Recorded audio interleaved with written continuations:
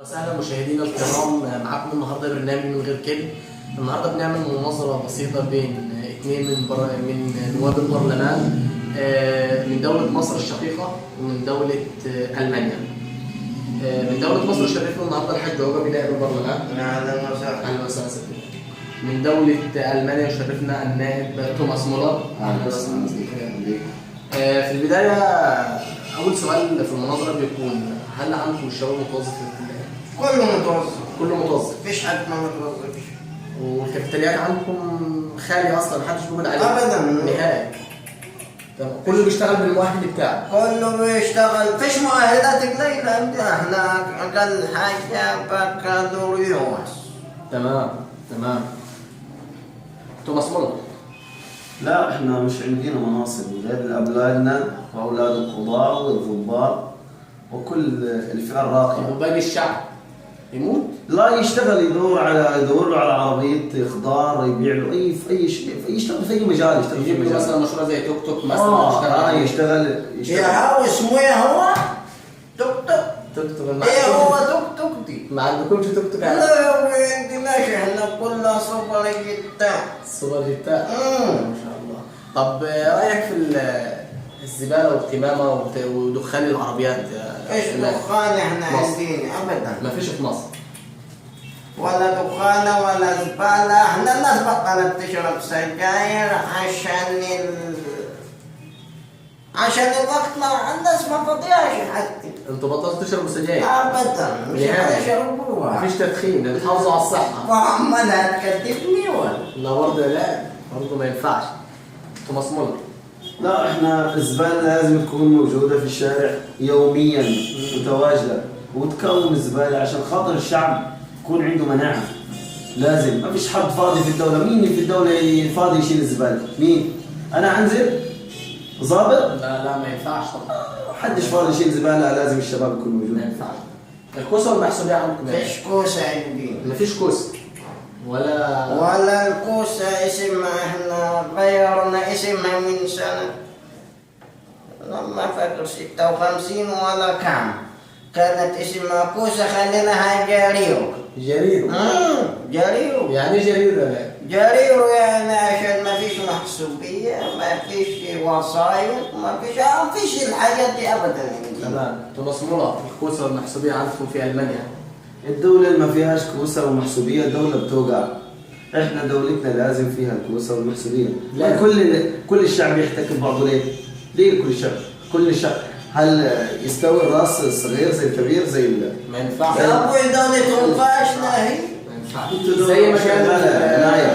زي ما قال السوشيال لما قال ابن الزبال ما ينفعش الدور. ممنوع. احنا عندنا ما فيش. طبعا. فيش.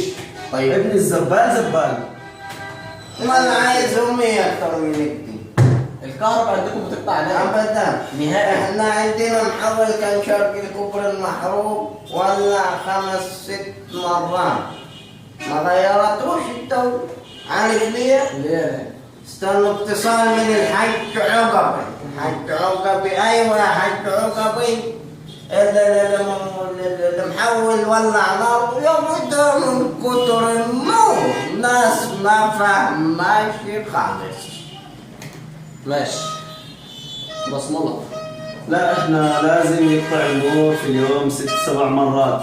ليه المحول؟ ليه احنا نخلي المحولات عليها حمولة ونقول لك ننور كل المنازل طالما الناس عندها لمبات، عندها كشافات، لازم تشتغل الحاجات اللي لازم يشتغل مستلزمات، لازم يقطع النور. يا بنتي ناس عايشة على الشمع الله يرضى عليها. اللي هو انت وفر عشان المانيا. وفر يعني تشتغل مش عشان المانيا عشان خاطر لازم نبقى كده. لازم نبقى كده. المانيا كلها كده. تمام كده يعني. المية عندكم يا نائب، المية عندكم هل هي جودتها اللون بتاعها؟ جودتها ما تحكيش في الجودة. الجودة طبعا كل بيت فيه 7-8 فلاتر على قد عدد الأسر. تمام. كل واحد ليه فلتر واحد. تمام. محدش يشرب واحد. تمام. دي الصحة عندنا إلا الصحة. كله فلاتر. كله فلاتر. توماس مولر. لا، احنا المية عندنا كويسة ولكن الشعب يعني لما حصل موقف من أسبوع مياه الشرب اختلطت بالمجاري، الشعب كان مبسوط جدا. وإحنا بأمر الله تعالى في فكرة إنشاء التطوير، إحنا نطور مياه الشرب ندخلها على مياه المجاري ويشتغل عشان خاطر الشعب اللي ينزل يشرب. ايه رايك في غلاء الاسعار هناك؟ هل عندكم غلاء اسعار في دوله مصر؟ فيش ابدا. ما في. علبة السجاير دي قلنا بطلناها احنا. علبة السجاير بقيت ب7 جنيه. قامت عاد الناس وما ينفعش خليناها ب2.5 عشان 2.5 دي سجاير وما حدش يدخلها. الملبورو ب3 جنيه. والضلمه ها؟ الضلمه لا فيش الحكاوي المعفنة دي. ما عندكمش. طب الكيلومتر النظيف؟ الكيلومتر النظيف حجم يشربها. كل السجاير منعناها تماما. نصنع قبلنا. تمصملها. غلاء الاسعار عندنا. لا احنا لازم الاسعار في ارتفاع عشان خاطر يعرف الشعب يعيش. انا كدولة اجيب له منين؟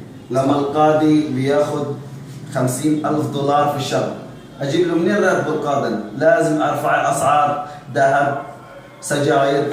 موتوهم من الجوع. لازم موتوا الشعب من الجوع. يا بلد ما لها لازم. طب يا نائب، في مصر عندكم سرعه الانترنت، ايه رايك فيه؟ ما اقولكش تنشر الفيديو ما يكملش ثانية، قبل ما تنشر يقول لك تم التحميل. ده الفيديو. الفيديو لو حبيت تسمع فيلم مدة ساعة مثلا على طول تسمعه في 5 دقايق بس. فيلم في مدة ساعة تسمعه في 5 دقايق من سرعة النت. البرنامج اسمه من غير كده؟ من غير كذب ولا مبالغ. هات لي رقيق على سرعة النت يا عندكم يا ست الناس.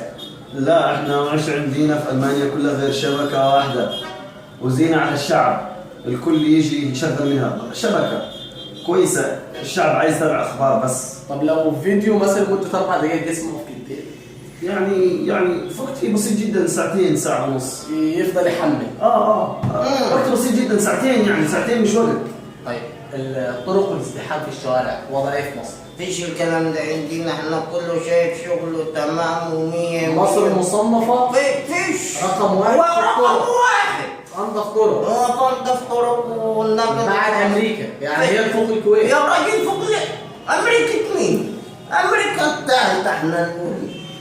ما شاء الله تمصمرة. لا احنا بنحتل طبعا بلا فخر المركز القبل الاخير، لان احنا عندنا ازدحام شوارع عشان خاطر الشعب يعرف يقابل بعضه، يسلم على بعضه.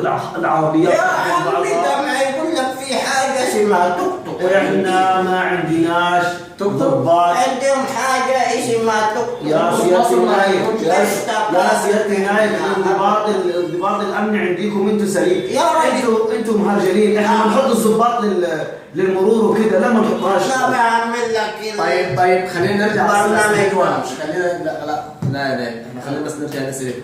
مش بحب الكذب يا اخي. انا مش شيء. لا برضه لا ما تحبوش خالص الكذب ولا احنا بنحبوش. طيب انت شايف في تشابه بينك وبين المانيا او الدول المتقدمه او الدول مش المتقدمه، الدول اللي هي متاخره؟ بعد اللي سمعته ده في تقارب. مفيش مقارنه. مفيش مفيش ابدا.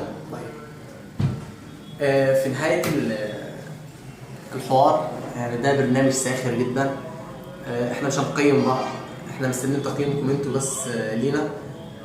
احنا يعني جمعنا كام سؤال اللي هم المشاكل اللي هي بتعاني منها مصر، وعملنا الفرق بين مصر والدول التانية.